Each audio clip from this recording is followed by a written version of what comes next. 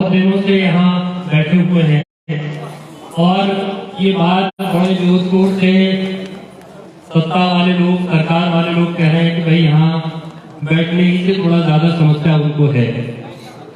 लेकिन उनकी जितनी समस्या हो, उनको जितनी दिक्कत हो, हमारी समस्या, हमारी दिक्कत, जो लोग यहाँ बैठे हुए हैं उनकी समस्या, उनकी दिक्कत सत्ता सरकार में बैठने वाले लोगों की दिक्कत से कई गुना ज्यादा बड़ी है। इसलिए ज्यादा बड़ी है क्योंकि उनके सामने अस्तित्व का संकट नहीं। आप जो लोग यहाँ बैठे हैं, आपके सामने अस्तित्व का संकट है। और मैं आपसे ये कहना चाहता हूँ, ये सवाल सरकार में बैठे हुए लोगों को, जिनको इस बात से परेशानी है कि लोग धरने में आकर के क्यों बैठ रहे हैं, जो लोगों को धरने में आकर बैठने के लिए तमाम तरह की बातें कह रहे हैं, तमाम तरह के नाम, उनके बारे में तमाम तरह के संबोधनों का प्रयोग कर रहे हैं। उस सिलसिले में हम कल मैं काफी सारी बातें कह चुका, तो मैं दोहरा नहीं रहा हूं। लेकिन मैं ये सवाल उनसे पूछना चाहता हूं कि जब लोग शांतिपूर्वक आपके पास आए, जब लोगों ने अपना कागज आपके पास भेजा, जब उनका कागज आपके पास पहुंचा, उन्होंने गुहार लगाई कि हमारी सुनवाई करो, तब आपने कार्रवाई क्यों नहीं? तब आप उन कागजों को सिराने पर रख करके सोते क्यों रहे? ये पहला सवाल। और ये दूसरी बात है, मैं आपसे कहना चाहता हूं कि सिर्फ आज की बात नहीं है, सिर्फ हमने कहा हो ऐसा नहीं, बल्कि उत्तराखंड की सरकार ने एक उत्तराखंड रिस्क असेसमेंट रिपोर्ट कराई, रिस्क असेसमेंट का सर्वे कराया। यानी कि रिस्क क्या है, खतरा क्या है, इसका सर्वे करवाया, पूरे राज्य का खतरे के आकलन का सर्वे कराया। और कब से कब तक हुआ सर्वे? 3 सालों तक होता रहा रिस्क असेसमेंट सर्वे। 2016 से लेकर के 2019 तक सिंगापुर की कंपनी से सर्वे करवाया उत्तराखंड की सरकार। और उस सर्वे में बताया गया, 2019 में वो सर्वे की रिपोर्ट सरकार को सौंपी गई। उस सर्वे में बताया गया कि उत्तराखंड में 6535 लैंडस्लाइड के जोन हैं, यानी 6535 भूस्खलन के जोन हैं, इलाके हैं। उस रिपोर्ट में कहा गया कि 50% उत्तराखंड में भूस्खलन का खतरा है, लैंडस्लाइड का खतरा है।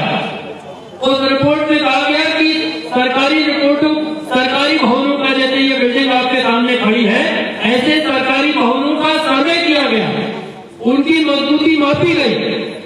पहाड़ के 5 जिलों में, जिसमें चमोली जिला भी शामिल था। और उस रिपोर्ट में यह पाया गया कि 88% जो सरकारी बिल्डिंगें हैं वो कमजोर हैं, वो खतरनाक हैं। ये सर्वे कब हो गया? ये सर्वे 2016 से 2019 के बीच में हो गया। और इस सर्वे का किस्सा किसने सुनाया? हमको नहीं पता था ऐसा सर्वे। इस सर्वे का किस्सा इसी 22 जनवरी को जो आपदा प्रबंधन के सचिव हैं रणजीत कुमार सिन्हा, उन्होंने प्रेस कॉन्फ्रेंस में पत्रकार वार्ता में लोगों को सुनाया कि हमारे पास तो पहले से रिपोर्ट थी। अब ये सवाल है कि जब तुम्हारे पास पहले से रिपोर्ट थी तो तुमने किया क्या? वो सिंगापुर वालों को पैसा दिया, उनसे सर्वे करवाया, उनसे ट्रेनिंग भी करवाई। अब सवाल है कि वो जिनसे ट्रेनिंग करवाई वो सारे लोग कहाँ हैं? जिनकी ट्रेनिंग हुई वो कहाँ? वो तो दिखाई नहीं दे रहा है।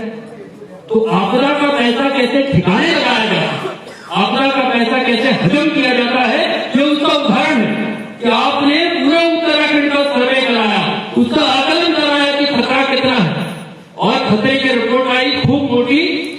उसको सराहने कहा कि सरकारी कमेटी बनी, सरकारी कमेटी ने भी तो अपनी रिपोर्ट में कहा, उस सरकारी कमेटी ने सब कुछ लोगों पर डाला। यहाँ जोशीमठ के संदर्भ उसने सब कुछ लोगों पर आरोपित कर दिया कि आपने ऐसा नहीं किया, आपके घर में, आपके घर जो मकान है उसके नीचे बुनियाद नहीं है, बुनियाद कमजोर है, ड्रेनेज नहीं है, सीवेज नहीं है, सब कुछ लोगों पर आरोपित कर दिया। लेकिन उस सरकारी कमेटी ने भी अपनी रिपोर्ट में कहा कि भारी निर्माण कार्य बंद करा दिया। उस सरकारी कमेटी ने भी अपनी रिपोर्ट में कहा कि जो घर खतरनाक है उनको तत्काल दूसरी जगह पुनर्स्थापित करना चाहिए, उनको वहां से हटा देना चाहिए। उस रिपोर्ट पर क्या किया? उस रिपोर्ट पर क्यों कार्रवाई नहीं की? तो जब आप कुछ नहीं करेंगे और उनके लोगों के जीवन पर संकट बनाए, लोगों के अस्तित्व के सामने सवाल खड़ा हो जाएगा, तो लोग सड़क पर उतरेंगे नहीं, लोग चुपचाप बैठ करके तमाशा देखेंगे। आज की तारीख तक भी आप सोचिए तो, हम इस बात को मैंने कई बार कह दिया, मैं फिर दोहरा रहा हूं, आज की तारीख तक भी वो जो प्री प्राप्त भवन बन रहे थे वो कहां है? 5 तारीख को समझौता हो गया। एटीएम की लिखित चिट्ठी है कि एनटीपीसी वालों ने एनटीपीसी वालों को एसटीसी वालों को कह दिया कि 2000 तुम बनाओगे, 2000 तुम बनाओगे। ये 5 जनवरी को, 30 जनवरी को ट्विटर पर, फेसबुक पर डिस्ट्रिक्ट मजिस्ट्रेट ने, जिलाधिकारी ने फोटो डाला और कहा कि प्री प्राप्त भवन बनना शुरू हो गया। आज कितनी तारीख है? आज 1 फरवरी। कहां है वो प्री प्राप्त भवन? तो अभी थोड़ी देर पहले प्रशासनिक अफसर से हमारी बात हो रही, उन्होंने कहा वो बनने वाले हैं, बनकर के तैयार होने वाले हैं। तो जिस दिन डिस्ट्रिक्ट मजिस्ट्रेट वहां देखने गए, जिलाधिकारी जिस दिन वहां देखने गए जो भवन बना रहा था, उसने कहा सर मेरे पास तो डीजल भी नहीं है, मेरे जनरेटर में डीजल नहीं, मेरा माल का जो ट्रक है वो ऋषिकेश में फंसा हुआ है, वो ट्रक चलेगा तो मुझे डर है कि वो ट्रक रास्ते में पुलिस पकड़ लेगी। ऐसे करके तुम विस्थापन पुनर्वास करोगे? वो कहने लगे मुझको तो नहीं पता है। मैंने कहा हाँ, आप पीएम के साथ वो मौके पर मौजूद थे, आपको नहीं पता, मैं यहाँ तहसील में था, मुझको मालूम है कि वहां का होगा। तो इतने दिनों से जब आप वो क्या बना है, तो वो जो बनाने का फोटो डाला था क्या, तो वो बना के वो कह रहे थे साहब ये मॉडल ये मॉडल प्री फैब्रिकेटेड भवन हम बना रहे हैं, मॉडल नमूना। तो ये नायाब नमूना है जो उत्तराखंड की सरकार ने बनाया है, पुनर्वास का, विस्थापन का, मुआवजे का नायाब नमूना आपके सामने खड़ा है। ये प्री फैब्रिकेटेड भवन नहीं बनता। तो कह रहे लोग सड़क पर उतर करके विरोध क्यों कर रहे? कोई आज के दिन पर कोई किसी को जबरदस्ती सड़क पर नहीं जाता। आपकी पीड़ा है, आपकी तकलीफ है, और ये आपकी समझदारी है। आप इस बात को भली भांति समझ रहे हैं कि अगर यहाँ नहीं बैठेंगे तो ये सरकार हिलेगी नहीं। यहाँ बैठने के बावजूद क्यों नहीं हिल रहे हैं? आज के दिन पर वहां जाकर के स्कूलों में जिन लोगों को ठहराया गया, पेरेंट्स साहब यहाँ था तो 1 महीने तक आपको, जिस दिन आपने लोगों को वहां रखा, जिस दिन आपने लोगों का वहां इंतजाम किया, आपको मालूम नहीं था कि ये स्कूल चलेंगे भी, या ये इस इंतजार में थे कि ये स्कूल भी ढह जाएगा, ये शहर ही नहीं रहेगा, देखा जाएगा जो होगा। इस इंतजार में हो, इंतजार कर रहे हो इस बात का। तो हम इस बात को कहना चाहते हैं कि सरकार की जो ये गति है, इस गति से लोगों को कुछ हासिल होने नहीं जा रहा है, और बहुत सारे लोगों को, सत्ता पक्ष के लोगों को बड़ी तकलीफ हो रही। सुनते हैं कि वो पोता जला रहा है। तो मुझे याद आया कि मैं बीए फर्स्ट ईयर में पढ़ता था, और चूंकि मैं 1994 से उत्तराखंड आंदोलन से मेरा लेना देना था, तो लोग मुझको जानते थे।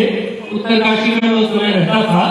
तो वहाँ एक नौजवान लड़का मेरे पास आया, वो बाद में छात्र संघ का उपाध्यक्ष हुआ, लेकिन वो मेरे पास आया बीए फर्स्ट ईयर में, और उसने मुझसे आकर के कहा कि भाई यार तू सबका कुत्ता जलाता रहता है, मेरा कुत्ता भी जला दे। तो मैंने कहा तेरा क्यों दिमाग खराब है, फालतू बात कर रहा है? अरे भाई कुत्ता उसका जलाते हैं जो ताकतवर हो, जिसकी कोई ताकत हो सकता है, सरकार है, उससे हमारी बात नहीं हो सकती, इसलिए कुत्ता जला रहे हैं। आज के दिन पर हम इतने ताकतवर है कि हमारा कुत्ता जलाया जा रहा है। और कुत्ता जलाना किसका औजार है? जो सड़क पर जिसकी सुनवाई नहीं हुई, जिसकी बात सुनी नहीं जा रही, जिसकी कोई सुनने को तैयार नहीं। और सोचिए कि वो कितने मजबूर लोग हैं जिनकी देहरादून में सरकार है, दिल्ली में सरकार और कुत्ता जलाना पड़ा। उनसे ज्यादा कौन बेचारा है, उनसे ज्यादा कौन मजबूर है? हम सिर्फ इतना कहना चाहते हैं कि आप लोगों का इंतजाम कर दें।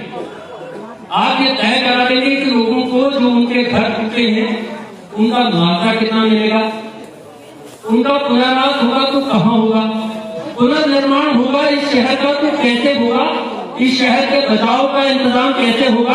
अगर आप ये बंदोबस्त करा देंगे तो ये सब सोचनेबाजी करने की जरूरत नहीं पड़ेगी, ऐसे बेहुदा बयान देने की भी जरूरत नहीं पड़ेगी। लोग अपने आप आपकी जय जयकार करेंगे। और ये नहीं कर पाओ तो पुतला जलाओ, आसमान सर पर उठाओ, कुछ नहीं होगा यही जनता जिसने आपको देहरादून और दिल्ली की गद्दी पर बिठाया है, यही जनता आपको उस गद्दी से उठा करके पटक करके जमीन में दफन कर देगी। आप अगर ये नहीं करता तो इसलिए ये तमाशा बंद होना चाहिए। आज के दिन पर भी जो बात हम कह रहे हैं वही बात है। बात सिर्फ इतनी है कि लोगों के विस्थापन का, लोगों के पुनर्वास का, लोगों के मुआवजे का इंतजाम होना चाहिए। ये व्यवस्था होनी चाहिए कि कब तक आखिर वो सीमा तय करने प्रशासन के लिए, कब तक लोगों को राहत शिविरों में रहना हो और कब तक वो एक स्कूल से दूसरी जगह से तीसरी जगह ले जाए जाते रहेंगे, ये फैसला करना चाहिए। तो इसलिए आप तमाम लोगों से हम ये कहना चाहते हैं कि आज के दिन पर चाहे जितनी तरह की अफवाह फैलाने की कोशिश हो, जितने तरह से लोगों को भ्रमित करने की कोशिश हो, ये समझ लीजिए कि जो आपको सत्ताधारी पार्टी के जो भी लोग यहाँ, मैंने पहले भी कहा, मैं फिर इस बात को कहना चाहता कि अच्छी तरह समझ लीजिए कि देहरादून में बैठा हुआ आदमी सुरक्षित है। उसको सिर्फ अपनी पार्टी की परवाह हो सकती है, उसको सिर्फ अपनी सत्ता की परवाह हो सकती है। लेकिन यहाँ जो जोशी बैठे सत्ताधारी पार्टी के लोग भी हैं, वो इस बात को समझ लें, देहरादून वाले को सिर्फ कुर्सी की परवाह है, उसको अपनी पार्टी की परवाह है। आपको अपने घर की भी परवाह करनी है। दरार नहीं देखेगी कि ये भारतीय जनता पार्टी वाले का घर है, इसके बच करके निकल जाना है, बगल में दूसरे वाले के घर आना है, दरार ये नहीं देखेगी। इसलिए जिन लोगों को ये बात हो, ये गलतफहमी हो, अपनी गलतफहमी दुरुस्त कर रहे हैं, अपनी गलतफहमी ठीक कर रहे हैं। तो इस बात के साथ कि हम जो बातें कह रहे हैं, इस बात को हम लगातार कह रहे हैं कि लोगों की जो मांग है उनका ठीक से समाधान होना चाहिए। और जब तक इस राज्य के अफसर, इस राज्य की सरकार लोगों का इंतजाम ठीक से नहीं करेगी, तब तक उनके खिलाफ लड़ाई जारी रहेगी, तब तक उनके खिलाफ बोलना हम बंद नहीं करेंगे, तब तक उनके खिलाफ धरना हम बंद नहीं करेंगे। इस उम्मीद के साथ कि हम एकजुट होकर के लड़ेंगे और अपने लिए सब कुछ हासिल करेंगे। आप सभी को